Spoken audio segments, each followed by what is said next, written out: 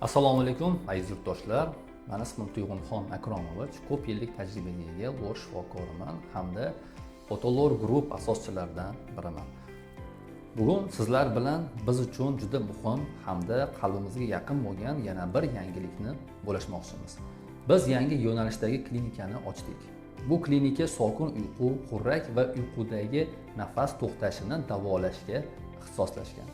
Balki kimdir o'ylashi mumkin, xurrak oddiy holat-ku, ko'pchilik xurrak otadi. Buning nimasi xavfli deb.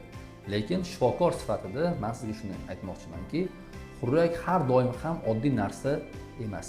Ba'zan u bizni tanamizni yordam so'rayotgan belgisi bo'lishi mumkin. Klinikaga kirganingizda sizni sokinlik kutib oladi. Ya'ni bu yerda biz sokinlikni tashkil qilganmiz. Bemorlarga nafaqat tunda, balkim kunduzi ham sokinlik kerak bo'ladi. Kirganingizda sizni hech qanaqa klinikani hidlari yoki boshqa sizni ruhiyatingizga, kayfiyatingizga ta'sir qiladigan hech qanaqa muhit otishli narsa bo'lmaydi. Bemor kirgandan keyin to'g'ri ro'yxatxonaga boradi. U yerda bizni administratorlarimiz kutib olib, maxsus tibbiy kartani hamda ro'yxatga olishni o'tkazadilar va undan so'ng bosh shifokor ko'rigiga bizni xonamizga kiradilar.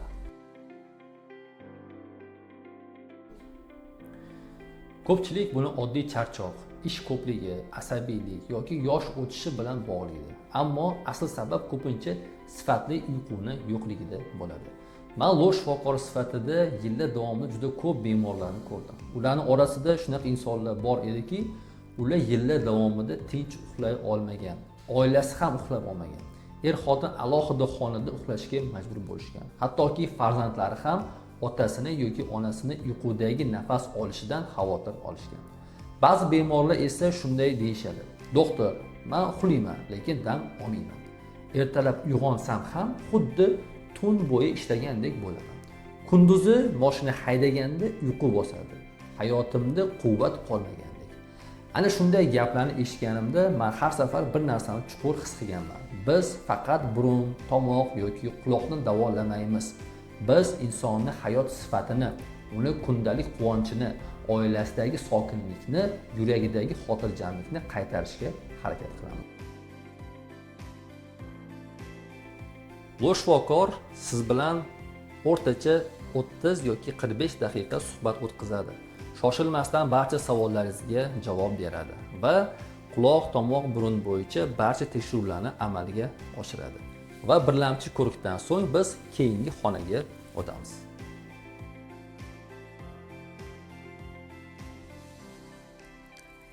Sizga mana shunday moslama taqiladi. Siz shu bilan bor yo'g'i 3 soatdan 8 soatgacha uxlab bersangiz bo'ladi. Mana shu bitta apparatning o'zi sizda uyquni og'irlik darajasi, xurrak otish soni, nafas to'xtashini barchasini ko'rsatib beradi. Hattoki yuragingiz necha marta urib, necha marta siz ag'darildingiz, yuqoriga qarab xurrak otdingizmi, chapgami, o'ngami, hammasini sizga ko'rsatib beradi. Operatsiya qildirmoqchi bo'lmagan bemorlar uchun ham albatta yechim bor, har doim yechim bo'lgan va biz ham operatsiyaga qarshimiz. Lekin ba'zi bemorlar bo'ladi, ularga operatsiya tavsiya qilinadi, lekin ba'zilari borki, ularga operatsiya qildirishga hali vaqtli bo'ladi. Shunday holatda biz maxsus moslamani ham yo'lga qo'yganmiz, ya'ni bu mandibulyar moslama deydi, ya'ni jag'ga qo'yiladigan maxsus moslama. Biz bu bilan nima qilamiz? Bunda bemorni tepa va pastki jag'chilaridan qolip olamiz. Hamda shu qolip bilan biz keyingi xonada ozgina uxlatib uni uyqusini tekshiramiz va undan so'ng bemorga biz shu moslamani ham yasab beramiz. Albatta bu ham muammoning bir yechimi, ya'ni to'liq yechim emas. Kimdadir semizlik yoki og'ir daraja bo'lgan holatda tunni yaxshi o'tkazishi uchun, o'zini tetik tutish uchun bu moslama ham ancha yordam beradi. Ya'ni bemor biz yasab bergan maxsus kapalarni taqib tunda uxlaydi va biz buni ham operatsiyaga tayyorlov maqsadida bemorga buyuramiz va operatsiya qildirish mumkin bo'lmagan, qarshi ko'rsatmasi bo'lgan yoshi katta bemorlarimizga ham aynan mana shu moslamani tavsiya qilamiz. Shu sababli biz mana shu yo'lni tanladik. Chunki uyqu bu oddiy dam olish emas. Uyqu bu inson tanasini qayta tiklanishi. Uyqu bu yurakni dam olishi. Miya, asab tizimi, butun organizm uchun eng muhim davolovchi jarayonlardan biridir. Agar inson yaxshi uxlamasa, uni kayfiyati buziladi. Ish unumdorligi pasayadi, xotira susayadi, qon bosimi ko'tarilishi mumkin, yurak ortiqcha yuk tushadi. Ya'ni yurak zo'riqib ishlaydi. Eng yomoni odam asta-sekin bunga ko'nikib qoladi va biz buni shunday deb o'ylay boshlaymiz. Lekin men shuni aytmoqchimanki, yo'q, siz shunaqa yashashga majbur emassiz. Xorey bilan yashashga majbur emassiz. Tun bo'yi nafas yetishmovchiligi bilan kurashishga majbur emassiz. Ertalab charchab uyg'onishga majbur emassiz. Oilangiz xavotirda qoldirishga, ularni sizni o'ylab chiqishga majbur emassiz. Bugun tibbiyot buni aniqlash, sababni topish va davolash imkoniyatlarini bizga ochib bergan. Bu xona sokin uyqu xonamiz. Ya'ni siz bu yerda maxsus apparatni taqib yoki klinik polisonografiya uskunasini taqib shu yerda uxlab bersangiz bo'ldi. Biz sizga uxlab turguningizcha barcha tashxisni qo'yib, tayyorlab qo'lingizga tutqazib beramiz.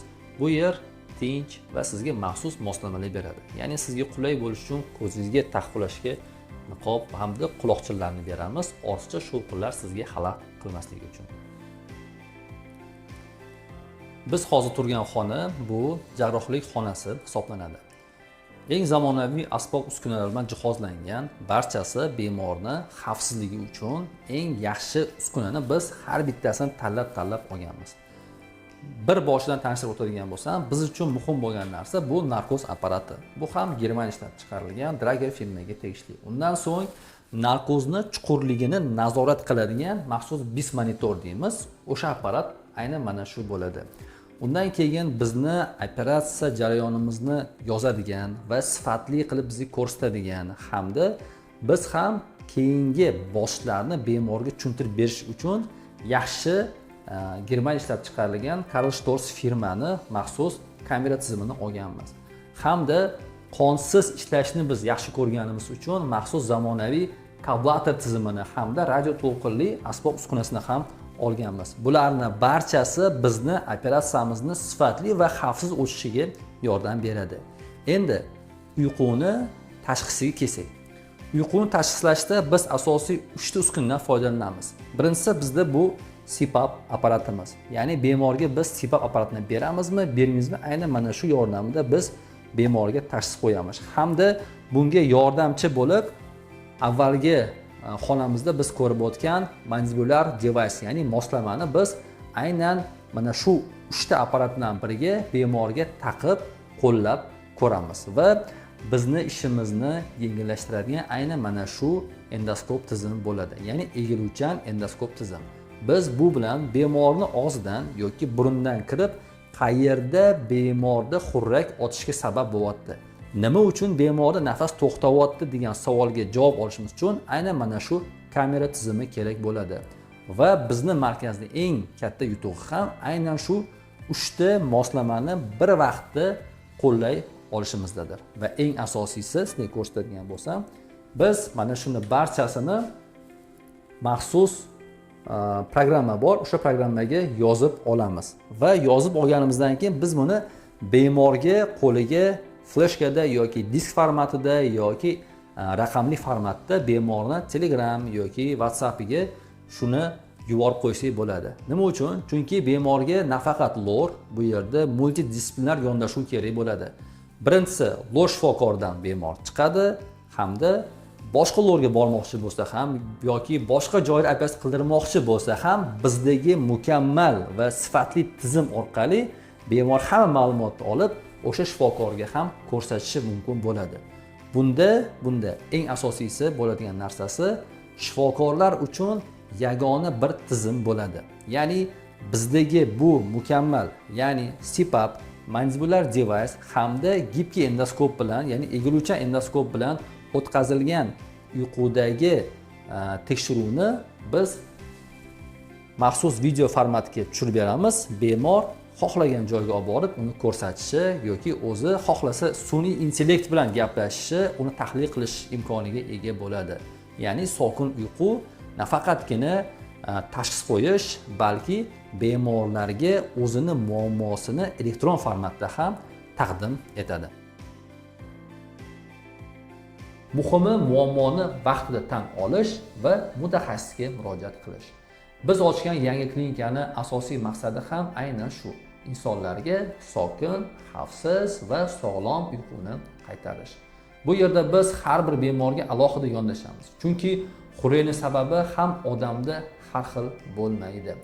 Kimdadir burun orqali nafas olish qiyin bo'ladi. Kimdadir tangli, tomoq va yoki boshqa anatomik omillar ta'sir qiladi.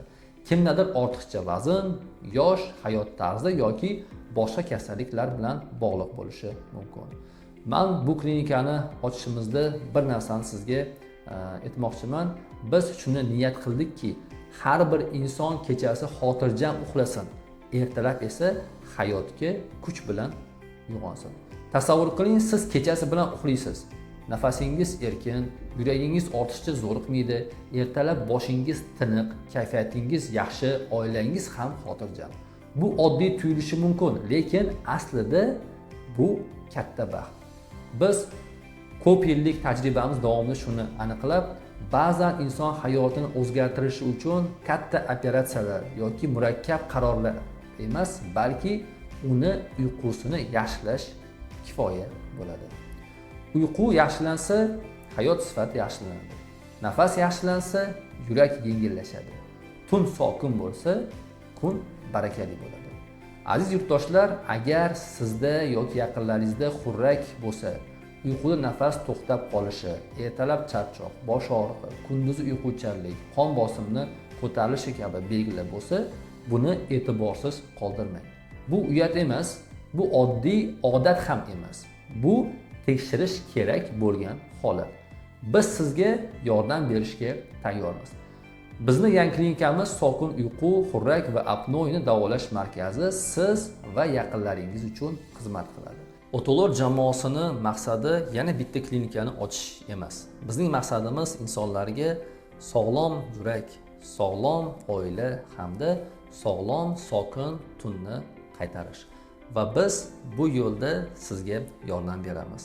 Barchangizga rahmat. Agar sizda shunaqa xurrak va uyquda nafas to'xtash kabi muammolar bo'layotgan bo'lsa, sokin uyqu sizga yordam beradi.